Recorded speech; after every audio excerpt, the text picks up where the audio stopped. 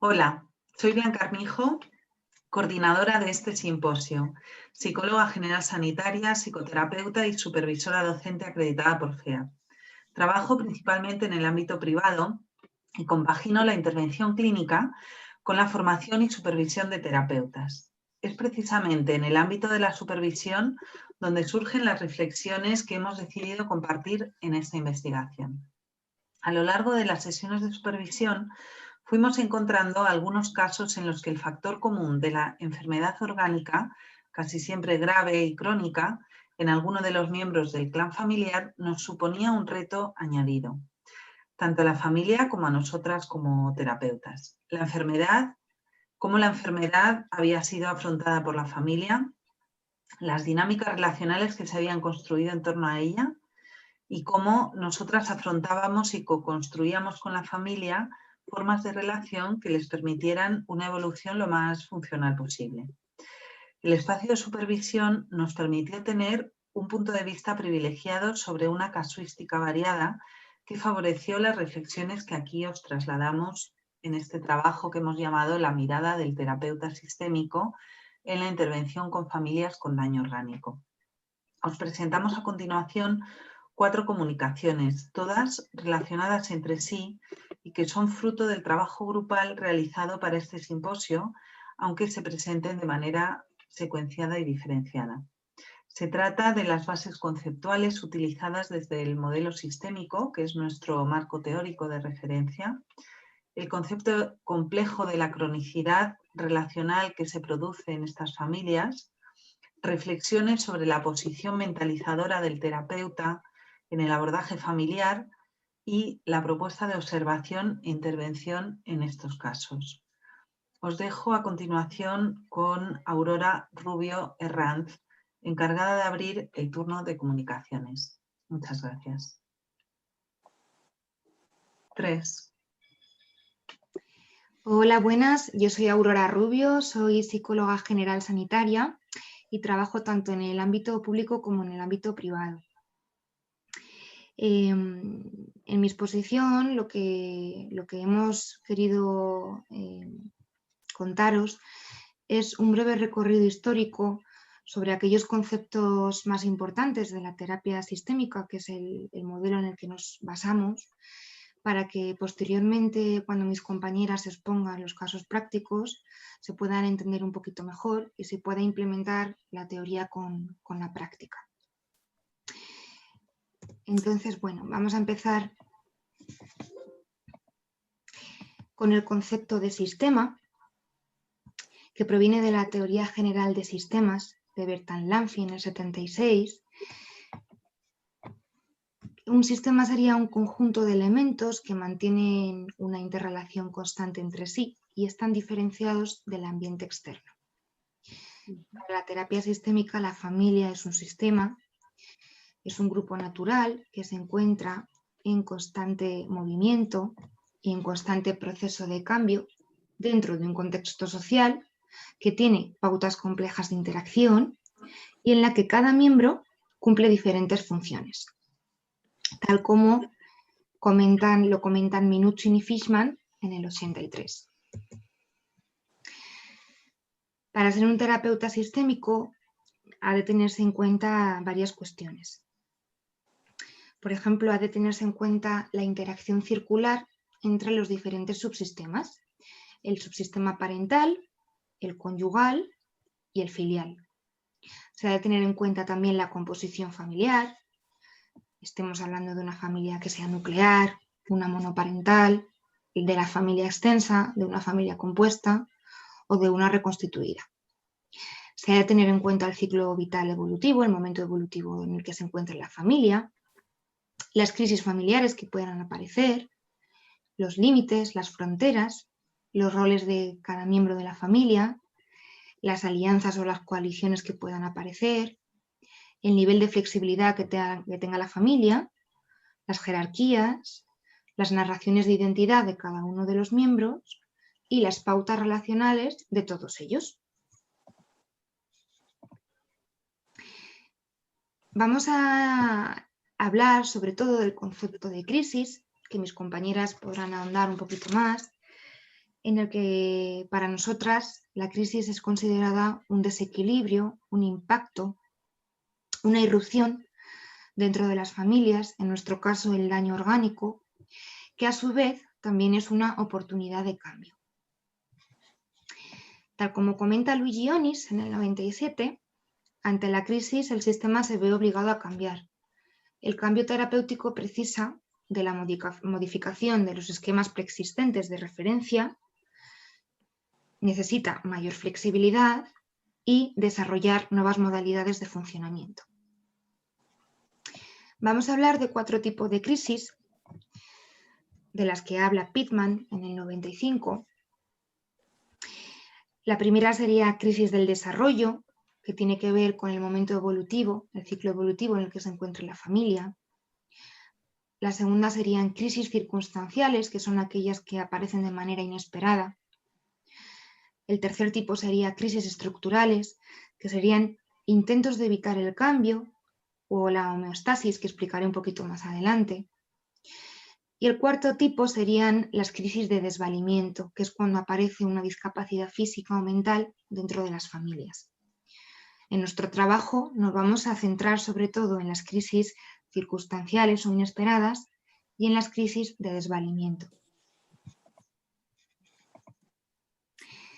Vamos a hablar también de los conceptos de funcionalidad y disfuncionalidad, que nosotras desde la terapia sistémica entendemos como la capacidad de adaptabilidad de una familia al impacto o a la crisis. Una familia puede ser funcional o disfuncional de acuerdo al modo adecuado o inadecuado en que satisfaga sus necesidades y las de sus integrantes y haga posible o entorpezca el bienestar emocional y social dentro de ella.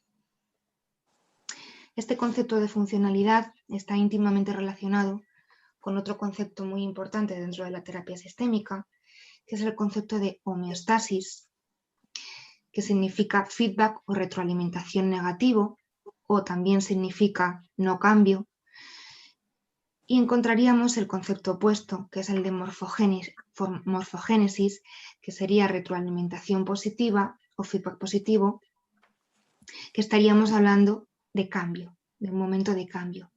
Estos dos conceptos provienen de la teoría cibernética de Weiner del 48.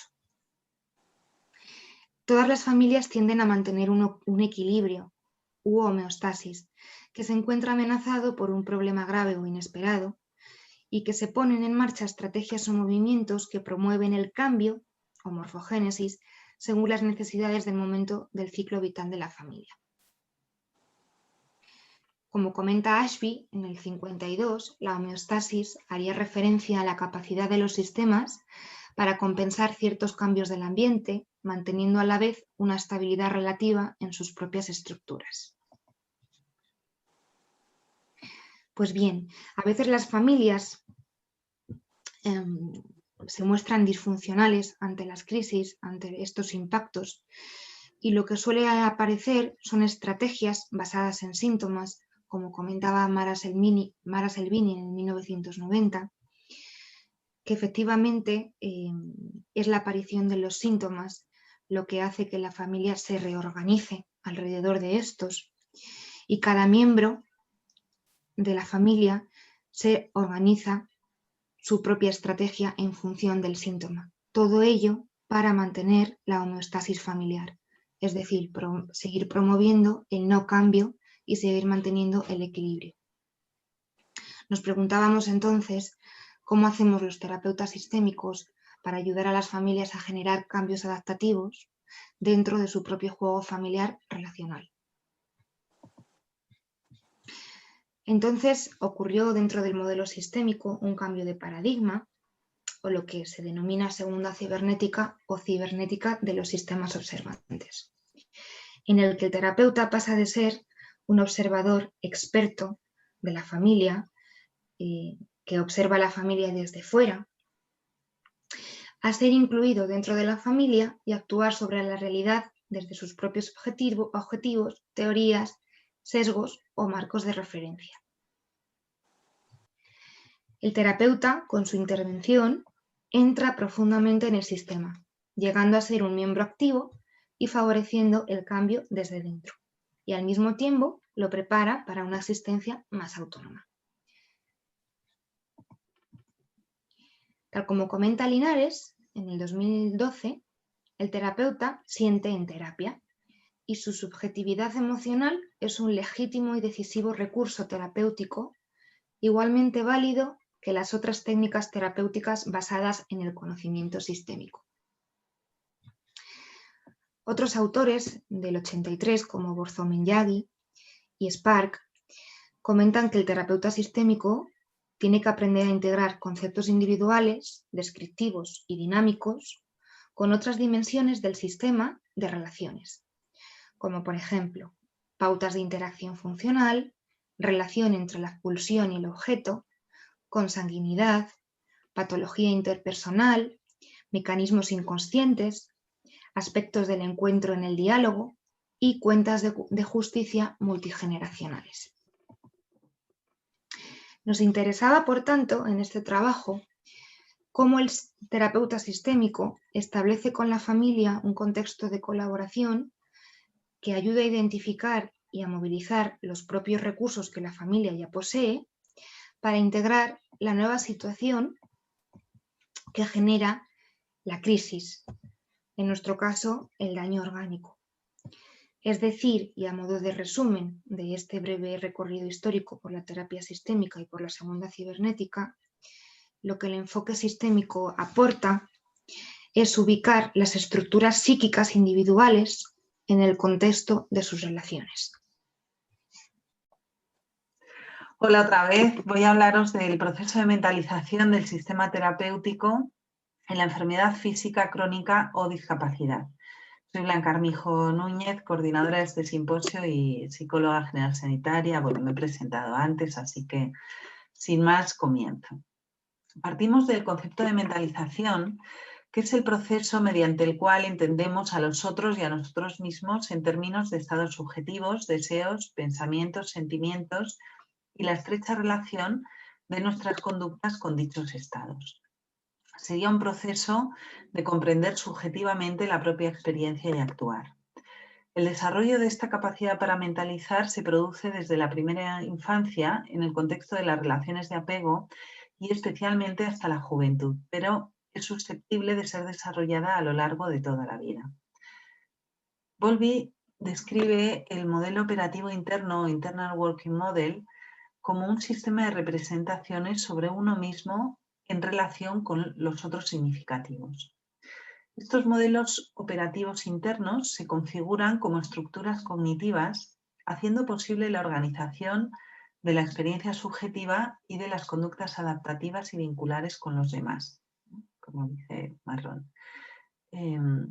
Familia y terapeuta poseen modelos operativos previos a la enfermedad y construirán modelos operativos más o menos funcionales tras la aparición de esta, que les permitirán adaptarse a la disrupción que supone la enfermedad, como nos decía Aurora, para todos los miembros de la familia y, por tanto, en función de esos modelos previos.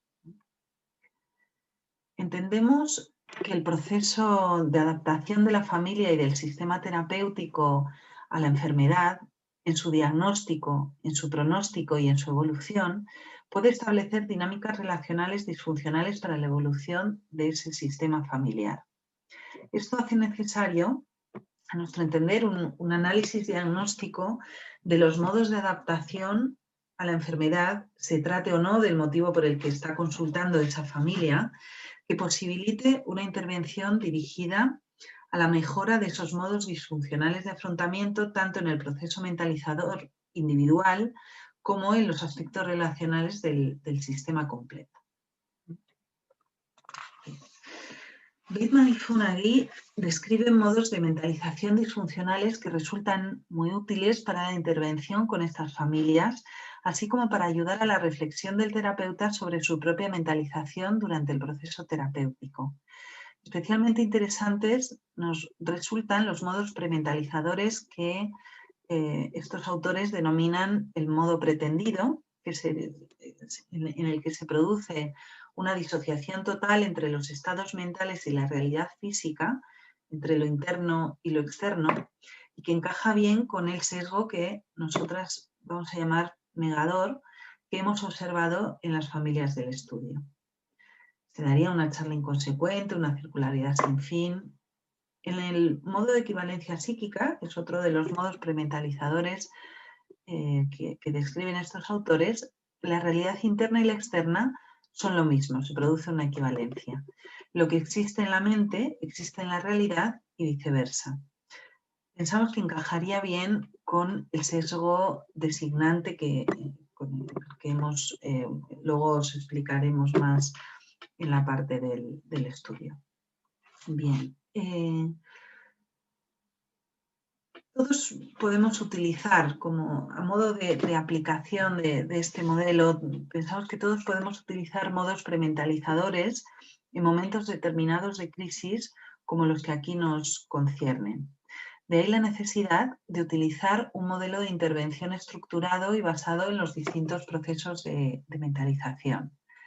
Pensamos que detectar los modos disfuncionales de la mentalización que aparecen con más frecuencia en las situaciones de crisis que viven estas familias, nos permite intervenir en dos planos diferenciados.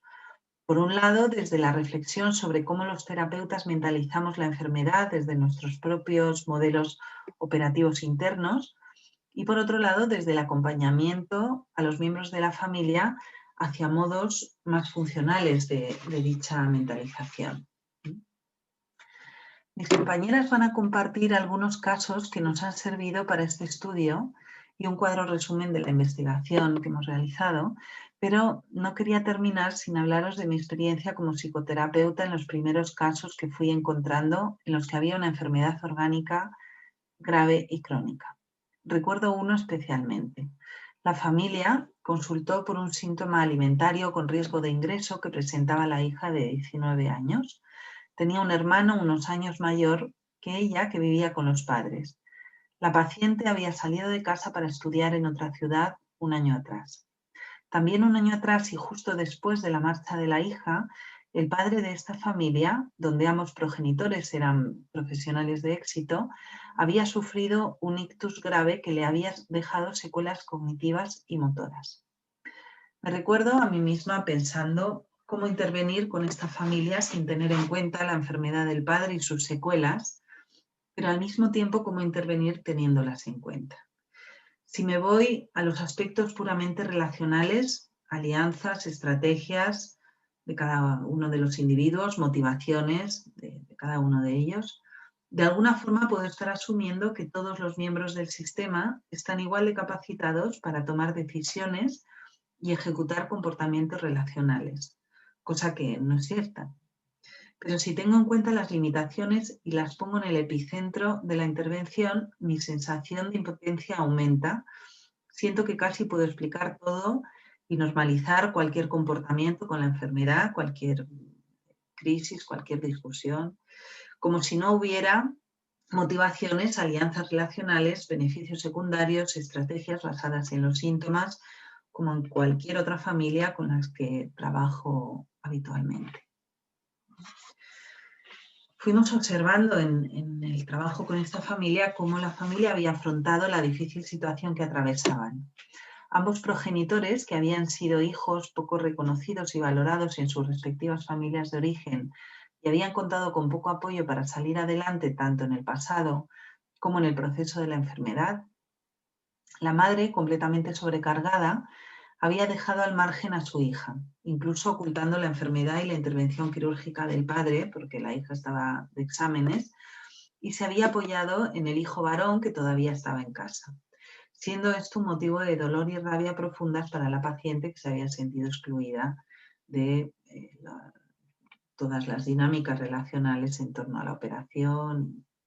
Desde el enfoque relacional sistémico pensamos en el protocolo de la prescripción invariable para atender a esta familia como una manera de fortalecer a la pareja parental y reestructurar la jerarquía familiar alterada. Pero, ¿cómo realizar un protocolo invariable en la idiosincrasia de esta familia? Tras la reconstrucción de las vicisitudes de la historia de esta familia y teniendo en cuenta las intervenciones relacionales que podían favorecer la evolución de los síntomas de la paciente motivo de consulta, tuvimos que ajustar la intervención psicoterapéutica acompañando a los miembros de la familia en ese proceso de aceptación de las limitaciones del padre al principio y movilizando luego la responsabilidad y la alianza de los padres desde sus capacidades en el apoyo al desarrollo de sus hijos, lo que fue sin duda un protocolo variable de aquella prescripción invariable. De estas primeras reflexiones o retos surge el trabajo que os presentamos hoy y que en la praxis clínica nos ha servido de guía a la intervención. Muchas gracias. Os dejo con la siguiente comunicación. Buenas, soy Miriam Yagüe Benito, soy psicóloga general sanitaria y psicoterapeuta acreditada por FEAP. Trabajo en el ámbito privado y público en un centro de apoyo a la familia y en un centro de atención a la infancia. También he desarrollado mi actividad profesional en el trabajo con personas diagnosticadas de trastorno mental grave en diferentes recursos de rehabilitación. Bueno, agradeceros a todos y a todas vuestra presencia e interés por el trabajo que queremos compartir con vosotros y deseamos que sea de gran utilidad en vuestra práctica profesional.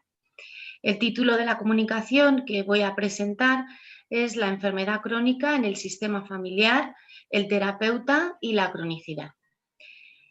En nuestro tiempo, la prevalencia de las enfermedades crónicas ha aumentado en los últimos tiempos.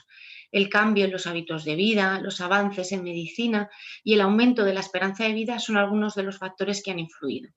La OMS define enfermedad crónica como aquella enfermedad de larga duración y de progresión lenta. Asimismo, existe una relación entre cronicidad y dependencia, y cronicidad y consumo de recursos sociosanitarios. De este modo, la condición de enfermo crónico supone un reto importante tanto para la familia como para el resto de servicios y recursos sociosanitarios. Mi compañera Aurora ya ha presentado cómo las familias en las que aparece una enfermedad crónica, estas pues tienden a mantener el equilibrio poniendo en marcha estrategias de adaptación según las necesidades del momento del ciclo vital. Las familias emplean estrategias o movimientos que lejos de lograr el equilibrio buscado, tienen el efecto contrario al aprendido, apareciendo síntomas, sufriendo y generando situaciones de bloqueo que promueven el no cambio, impidiendo, por tanto, el progreso hacia la funcionalidad del sistema familiar. En este escenario, en donde el terapeuta entra en la escena familiar, no como mero observador, sino como un miembro más del sistema, es decir, un participante más de la coconstrucción de significados, necesidades y problemáticas en la exigencia de la familia y del terapeuta. Es importante entonces que el terapeuta pueda distinguir entre la cronicidad del síntoma orgánico, el cual es incuestionable, y la cronicidad del síntoma relacional, que se desarrolla como consecuencia de la dificultad del sistema familiar para realizar las diferentes adaptaciones a la nueva situación que requiere. La familia entonces despliega diferentes estrategias como intentos de mantener el equilibrio, que si se mantienen en el tiempo, pues puede provocar que la familia tenga un funcionamiento no adaptativo y, por tanto, crónico. La enfermedad orgánica entra a formar parte del juego relacional, viviendo la familia los comportamientos del miembro afectado como inmodificables y causa de todos los problemas y convirtiéndola en un tabú, o oscilando entre la negación de las limitaciones de la enfermedad y la consideración de esta, como la única motivación y finalidad de la vida familiar. Si el terapeuta deja a un lado la enfermedad orgánica, no teniéndola en cuenta, o por el contrario, concentra su atención solo en el síntoma orgánico, ofreciendo una explicación para los síntomas relacionales basada en la presencia única y exclusivamente de dicho síntoma, se está introduciendo en el juego relacional de la familia, alejándose, por tanto, de la función de contribuir a que el sistema cambie y madure y obstaculizando la adaptación de la familia a esta nueva situación. Los cambios que se producen en las familias en relación a la aparición de la enfermedad crónica no siguen un patrón específico que nos facilitaría bastante, Más bien están condicionados a las características propias de la familia. Es decir, que todo esto al final es muy complejo, ¿no? Todo se está encajado en una gran complejidad. Un factor importante que condiciona el impacto en la familia y el proceso de adaptación, entre otros, puede ser la etapa del ciclo vital en la que la enfermedad sorprende a la familia y al miembro afectado. No es lo mismo una enfermedad vascular, cerebral, en el cónyuge económicamente más activo, en el momento en que los hijos comienzan a independizarse, un diagnóstico de cáncer al cónyuge recién jubilado, sin hijos, o una enfermedad de diabetes en un hijo recién nacido. Como no es lo mismo que la familia haya tenido experiencias que hayan puesto a prueba sus capacidades para resolver conflictos, como en familias que no hayan tenido que enfrentar nunca ninguna crisis. Otro factor sería la rigidez del sistema, la capacidad de sus miembros para modificar y redistribuir los roles hasta entonces establecidos. La cultura familiar, el nivel socioeconómico, la comunicación de la familia son también aspectos y características que influyen en el pronóstico del grado de cronicidad. Que una familia, de cronicidad relacional, que una familia puede llegar a mostrar. Por esto es necesario un cuidadoso análisis del contexto relacional previo a la crisis y del que se configuran durante la adaptación de los miembros del sistema a la nueva situación, que por tanto nos permite encontrar alternativas de intervención que favorezcan la continuidad del proceso evolutivo. ¿No? Yo hablaba antes que hay una complejidad alrededor de todo esto, ¿vale? Y por eso es importante hacer un análisis previo, ¿no? Antes de la irrupción de la enfermedad. Así como no perder de vista, como dice Luigi Onis, la circularidad, es decir, el modo en que esa familia en ese momento de su historia y de su ciclo vital interactúa con la aparición de la enfermedad de uno de sus miembros. Vale, al comienzo de esta comunicación hemos adelantado que una de las características que define la cronicidad, entre otras, era el consumo de recursos institucionales. Es frecuente que además del terapeuta familiar, en el tratamiento se encuentren varios profesionales que dependiendo del diagnóstico pues pueden ser más o menos. También hemos señalado que el terapeuta no es un mero observador externo del funcionamiento de la familia y lo mismo ocurre con el resto de profesionales que intervienen. Esto era lo de la segunda cibernética que ha comentado ya mi compañera.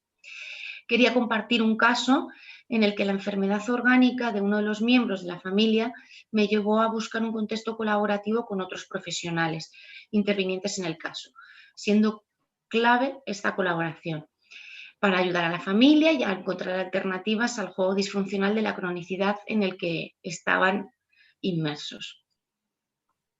Vale. A consulta acude una pareja, Pedro y María, derivado por el especialista en neurología. La demanda que hacía la pareja fue verbalizada por el marido de la siguiente manera. No sé si divorciarme porque ya no estamos como hemos estado.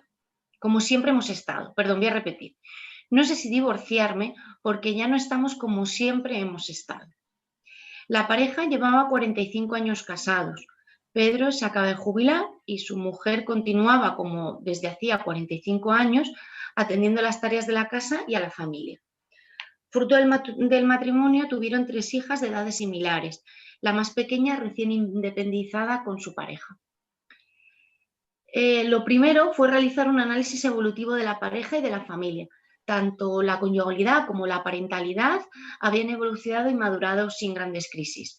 Únicamente lo que ocurrió fue el fallecimiento de una hermana por parte de Pedro, que había supuesto un momento complicado para la familia, sobre todo para Pedro. Pero bueno, se había llevado bien el duelo y se había superado bien. Inicialmente, pues no entendí la derivación del neurólogo. Sin embargo, cuando llegó el turno de la mujer para explicar su punto de vista, observé que algo a nivel orgánico estaba ocurriendo. Pedro comenta, sin dar muchos detalles de importancia, que acaban de diagnosticar a su mujer de Parkinson, así como, pues no, sí, ahora que estamos aquí, pues mira, Parkinson, ¿no? Fue un poco así, y de algo más que estaban intentando descubrir los especialistas. Le pregunto si es posible que yo contacte con el especialista que está tratando la enfermedad orgánica. Pedro y María autorizan el contacto, no sin un gesto de sorpresa y desconfianza. Pedro expresa que no entiende el motivo de la coordinación.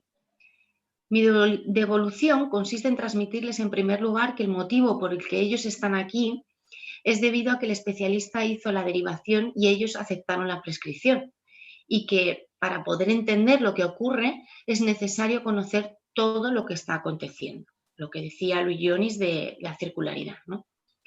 La coordinación con el especialista resultó de ser de gran ayuda y fundamental en el proceso terapéutico. La conversación versó fundamentalmente en dos aspectos. Por una parte, me explicó los síntomas, curso y pronóstico de la enfermedad recién diagnosticada en María y las dudas que tenían con respecto a otros síntomas que habían aparecido, episodios de manía y de depresión, los cuales iban a intentar estabilizar con medicación. El siguiente aspecto fue el motivo de derivación. En la experiencia profesional del especialista, este había observado que la intervención familiar en el momento del diagnóstico de una enfermedad orgánica favorecía el buen pronóstico de la misma. Pues estupendo. Por mi parte, le transmito que de cara al tratamiento psicoterapéutico, pues sería importante contar con su apoyo para explicar a la familia en qué consiste la enfermedad y cuál va a ser, en principio, el pronóstico. El objetivo es que Pedro pueda entender qué le está ocurriendo a su mujer y qué supone la enfermedad. Un aspecto que para mí, a nivel, al no ser médico, pues creo que podía hacer una combinación muy buena. De nuevo, en sesión con la pareja, dejo a un lado la demanda que trae y exploro cómo están adaptándose a las nuevas circunstancias, que son varias. Jubilación del marido, proceso de independencia de la hija menor y, por supuesto, el diagnóstico de la enfermedad crónica. Y me doy cuenta de que no están haciendo ninguna adaptación funcional. Pedro comenta que al jubilarse esperaba que por fin podría pasear de la mano con su mujer. Ha sido una decepción, dice. Su mujer camina muy despacio y no la agarra de la mano, la deja suelta. Al contrario de lo que se podía esperar, Pedro niega el diagnóstico. Interpreta los síntomas físicos de su mujer debidos al Parkinson a un problema conyugal. También indago cómo están haciendo los reajustes sus hijas, así que convoco a la familia al completo en la siguiente sesión. Las hijas acuden a la sesión con actitud de colaboración. Comenzamos con una pequeña presentación de cómo es para cada una de ellas su familia y cómo se perciben en ella. Aparentemente todo resulta perfecto o idílico, hasta que abordamos la enfermedad de la madre. Era la primera vez que todos los miembros de la familia hablaban de la enfermedad, de lo que suponía para cada uno y de las expectativas que consideraban que tenían que cumplir. Las siguientes sesiones se dedicaron a redistribuir los roles, al ajuste de las expectativas, clarificándolas y compartiéndolas con los demás, y al reajuste de todos ante la nueva situación. El alta en la intervención terapéutica familiar tuvo lugar cuando el marido aceptó el diagnóstico y pudo reajustar las expectativas con su mujer. Él me dijo: entendí por fin que soy yo quien le tiene que sostener la mano y caminar más despacio. Vemos cómo en esta viñeta, al haber podido realizar un análisis minucioso de los elementos y aspectos que hemos mencionado en el juego de la cronicidad, nos ayudó a no enfrascarnos en el síntoma que traía la pareja. Mirar de forma global nos ayuda a considerar que se estaba produciendo una adaptación no funcional. Pedro, recién jubilado, lleno de planes para esta nueva etapa, se encuentra con la enfermedad de su mujer, que obliga a dejar de lado todos esos proyectos. ¿Qué hace Pedro? Niega la enfermedad y pone el foco en un problema de pareja. Por su parte, las hijas, al poder hablar de lo que ocurre, también pueden reajustarse y participar de una forma más clara y colaboradora entre ellas. En una de las sesiones con las hijas, la menor, que recién se había emancipado, se había planteado regresar al domicilio familiar. Se sentía culpable por haberse ido justo en ese momento. Que las otras hermanas conocieran esta información ayudó a organizar un plan de ayuda y cuidado hacia los padres, mucho más colaborativo y ajustado entre todas, ¿no? En este caso, es destacable también el papel del especialista en el tratamiento de la enfermedad crónica. La derivación y la posterior conversación nos ayudó mucho a poder intervenir con la familia antes de que la estrategia no funcional de la familia se consolidase y cristalizase. Con el paso del tiempo, el síntoma relacional se puede ir volviendo más complejo y difícil de identificar. Hemos descrito cómo en el juego de la cronicidad participan diferentes aspectos: las características y funcionamiento de la familia previo a la irrupción de la enfermedad, la variable tiempo, el modo en que el terapeuta entra en el sistema y la relación que se construye entre la familia y el terapeuta y el resto de profesionales que forman parte del tratamiento. El juego de la cronicidad requiere ser evaluado e identificado para evitar el riesgo de reproducir con la familia el mismo tipo de estrategias disfuncionales. Mismo tipo de estrategias disfuncionales de afrontamiento y adaptación susceptibles de contribuir pues, a la cronicidad. Esto constituye un mapa global de los aspectos que influyen en el juego de la cronicidad. Nuestra sugerencia es, por tanto, tenerlo en nuestra mente y considerarlo ya que estos elementos pues, se presentan de forma sincrónica. Muchas gracias y vamos a dar paso a la siguiente comunicación. Hola, soy Virginia Broncano Sánchez y ejerzo mi labor como psicóloga en el contexto de la enfermedad hematológica, leucemia, linfoma, mielomas y aplasias, enfermedades de larga duración y que conllevan tratamientos de larga hospitalización. En el entorno de la psicología de la salud se nos demanda como profesionales el acompañar a las personas en el proceso de enfermar, conocer las reacciones psicológicas de los pacientes y sus familiares y paliar los efectos de estas reacciones para proporcionar calidad de vivencia de la enfermedad. En los años de experiencia en este contexto he ido enfrentándome al reto que suponía en algunos casos, a pesar del empeño que ponían los pacientes por paliar esas emociones y reacciones negativas que vivían, una cronificación o empeoramiento de las mismas, empeorando así la salud mental y el bienestar psicológico. Me preguntaba si en estos casos el abordaje individual era suficiente. La orientación sistémica me ha aportado la visión de una dimensión más a esta ecuación, la relación. Es el objeto de este estudio evaluar cómo cada miembro del sistema relacional significativo para el paciente se sitúa en esta crisis de desvalimiento ante la enfermedad o limitación en el momento del diagnóstico, durante el tratamiento o la resolución de la enfermedad, y cómo esta significación empieza a tomar parte de la dinámica relacional y en las vivencias de cada miembro. Todo contemplado por la mirada del terapeuta, que tendrá una postura ante la enfermedad y ante la familia, como ha explicado la compañera Miriam. El compromiso orgánico de uno de los miembros pasa a formar parte del ciclo vital de la familia y engranarse en los distintos miembros. Si el afrontamiento no es funcional, el ciclo de la familia puede quedar congelado o las capacidades de la familia para adaptarse a la nueva situación quedar bloqueadas o estancadas. Establecer hipótesis sobre el contexto relacional previo, como también ha dicho Miriam, es fundamental, ya que el estudio de las dinámicas previas es indispensable para poder entender las dinámicas relacionales actuales que marcan el afrontamiento ante la enfermedad.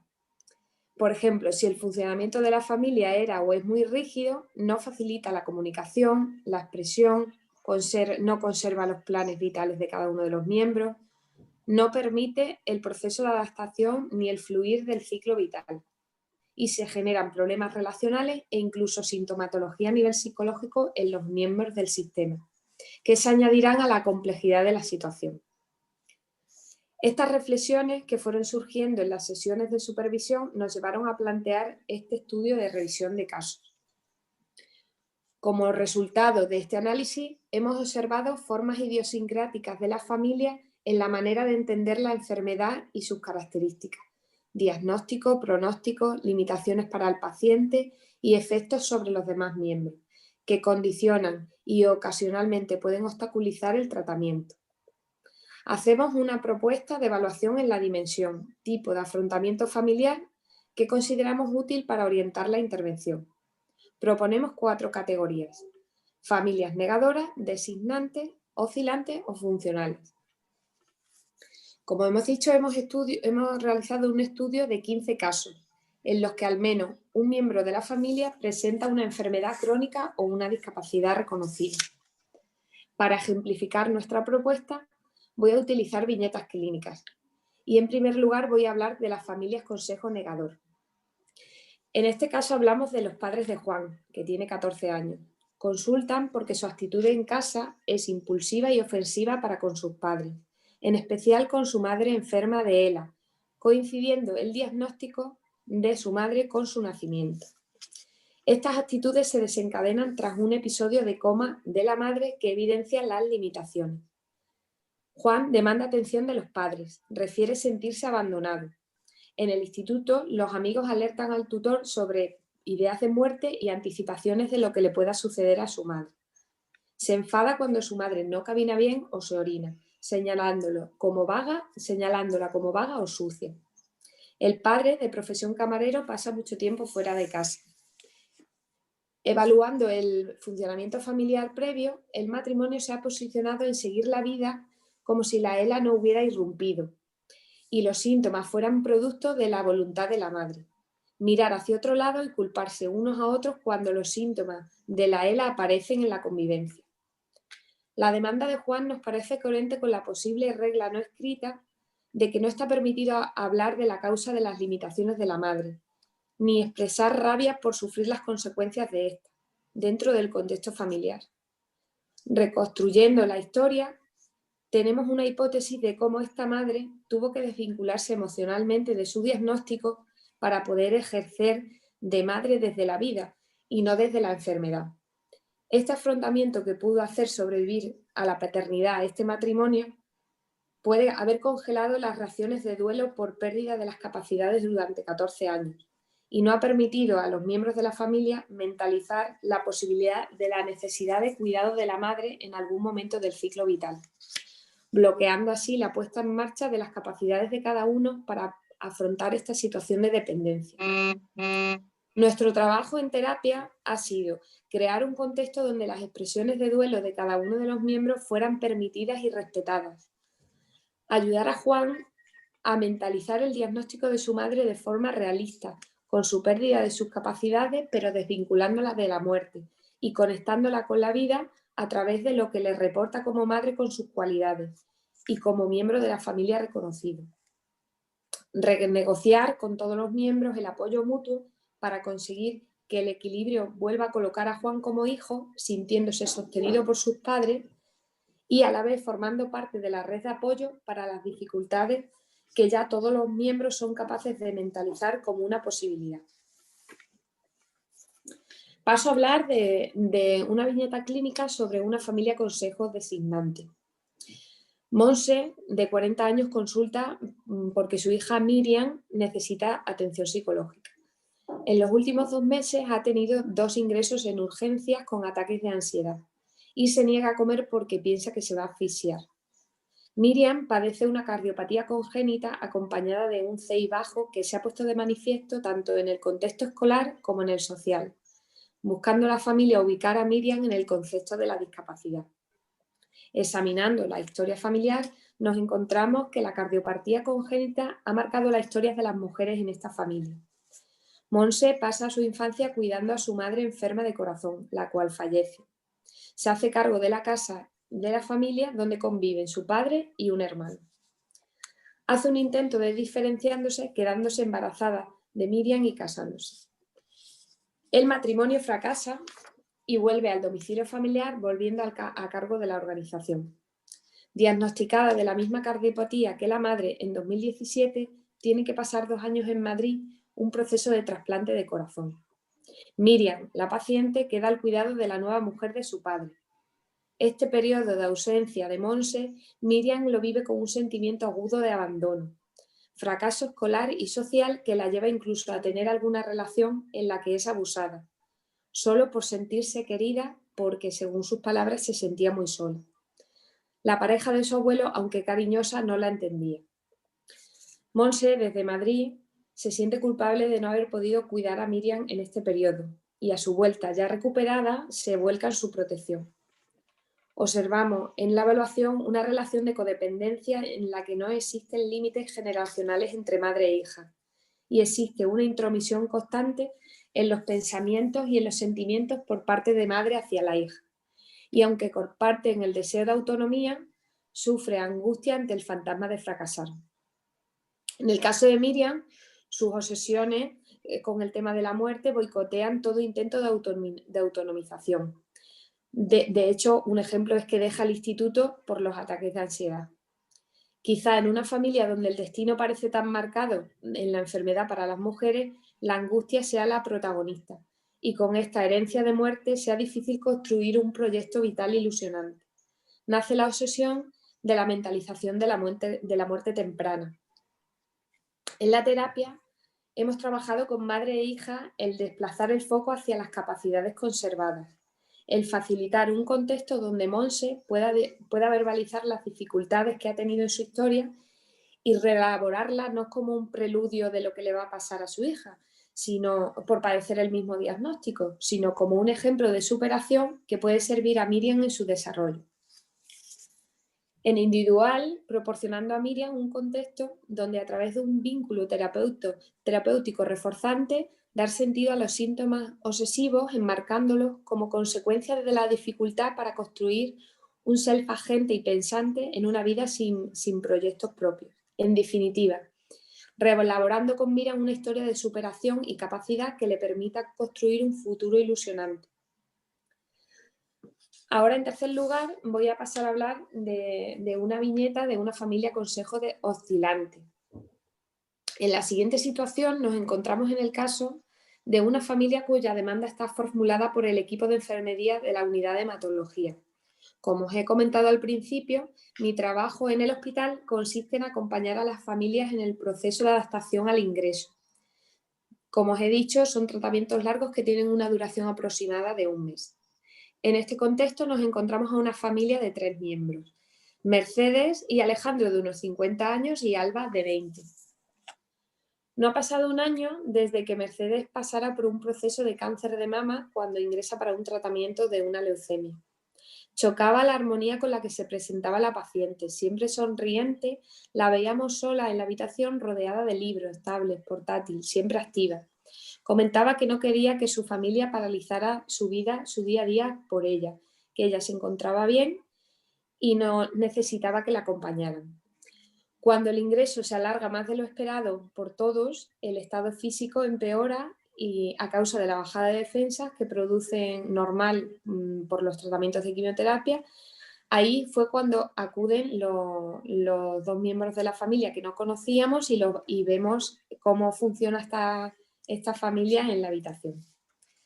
Mientras Mercedes sigue haciendo esfuerzos por mantener esta postura que tenía armoniosa y optimista, le cuesta trabajo ya mantener esta posición por su situación física. Alejandro se muestra furioso e indignado por la incompetencia del equipo, por la falta de confianza en la información que le dan los hematólogos, indicándole que es normal que tarden en subir las defensas y por sufrir la contrariedad de la dilatación en el ingreso. Incluso yo como terapeuta me veía acaparada por la demanda de Alejandro, dificultándome volver la mirada hacia las posibles necesidades de Mercedes y Alba. Alba, la hija, trataba de calmar también el estado nervioso de su padre, alineándose con la madre para aportar tranquilidad. Había mucho malestar en el equipo médico para tratar con esta familia. Todos los enfermeros se quejaban de que tenían que dedicarle más tiempo a las quejas de Alejandro que a la paciente. Mercedes cambia su talante del optimismo a un tinte de amargura. Estamos ante una familia en la que un miembro tiene que negarse para sostener al que se designa como sufridor de la situación, que en este caso es Alejandro. Cuando por fin hubo el ansiado alta y la familia pasa 1 mes de recuperación en el domicilio, nos informan de lo bien que está Mercedes haciendo vida, nos informa Alejandro, de lo bien que está Mercedes y que todos pueden hacer su vida normal. Cesa la queja y ahora comenta lo bien que ha salido todo y lo a gusto que han estado en la unidad. Cuando vuelven al segundo ingreso se vuelve a repetir la secuencia. Los primeros días la paciente sola y muy activa y cuando su estado físico empeora vuelve a reunirse la familia y cambia el clima de la habitación a la crispación y el descontento y la demanda. El trabajo psicoterapéutico en el trabajo fue importante reconstruir el funcionamiento previo con la familia, utilizando las preguntas circulares, donde resultó que el baile de comportamientos que pudimos observar en la planta era un reflejo de cómo se relacionaba la familia entre sí. Mercedes, que sale de una familia de origen donde no se considera querida ni por padres ni hermanos, forma una familia con Alejandro con el propósito de ser una piña. Idealiza su relación de pareja que define como compenetrada, a pesar de que encontramos que la compenetración consiste en que ante las dificultades Mercedes se encarga de gestionar las cosas para que nada cambie y Alejandro no tenga que parar su actividad cultural y política, sacrificando así su proceso emocional. En el presente, Alba, por su parte, ante esta descompensación, toma la actitud de reivindicar la dificultad de su madre. Reconoce las dificultades que le está produciendo en el tratamiento e insta a su padre para preocuparse más por ella que por la logística, produciéndose conflictos abiertos entre padre e hija. Este equilibrio que sostiene la dinámica familiar no se ve comprometido en el anterior proceso oncológico, ya que fue un proceso llevado en el domicilio, por lo que permitió a la familia sostener una postura negadora. La alternancia de ingresos de un mes, en cambio, fue lo que desencadenó la oscilación de la negación al conflicto abierto entre los miembros, que todos los problemas que sufren ahora los atribuyen a la enfermedad de Mercedes. Construir un espacio donde todos aceptaran la posibilidad de hablar de la disrupción que había supuesto el diagnóstico de la leucemia en sus vidas, la pérdida de la capacidad de Mercedes de ocuparse de todo, fue clave para renegociar la posición de todos los miembros ante este proceso. Trabajar con Alejandro la posibilidad de darse un respiro laboral para reconocer y vivir lo angustioso que supone pensar en la idea de poder perder a su mujer. Permitió esto que Mercedes pudiera colocarse como la paciente. La compensación de la pareja facilitó que Alba, la hija, se volviera a recolocar y aunque aportando en las situaciones de necesidad que se daban por los ingresos o posibles limitaciones, retomó sus estudios. Por supuesto, mencionar que en ocasiones, ya pasando a las familias funcionales, tenemos ocasión de ver cómo la dinámica previa de la familia, ese modelo mental previo que nos anunciaba Blanca en el proceso de mentalización, pues les permite afrontar la enfermedad con una dinámica que permite la expresión del duelo, por ejemplo, flexibilizar las posiciones de cada uno, renegociar los roles y reglas familiares establecidas y así resolver la situación de forma que emerjan las capacidades de la familia para utilizar sus propios recursos y salir reforzados de la condición de enfermedad. Para finalizar, simplemente decir como conclusión que este análisis de casos nos ha llevado a este planteamiento de estilos de afrontamiento que vemos de utilidad para que el terapeuta no reproduzca los sesgos de las familias y poder ofrecer así, guiar la intervención y ofrecer así estrategias terapéuticas adecuadas a la complejidad de la situación de las familias. Me despido agradeciendo vuestra atención y esperamos que sea de utilidad como a nosotros esta reflexión. Muchas gracias, Virginia. Muchas gracias a todos por vuestra atención. Concluimos aquí entonces el simposio. Gracias.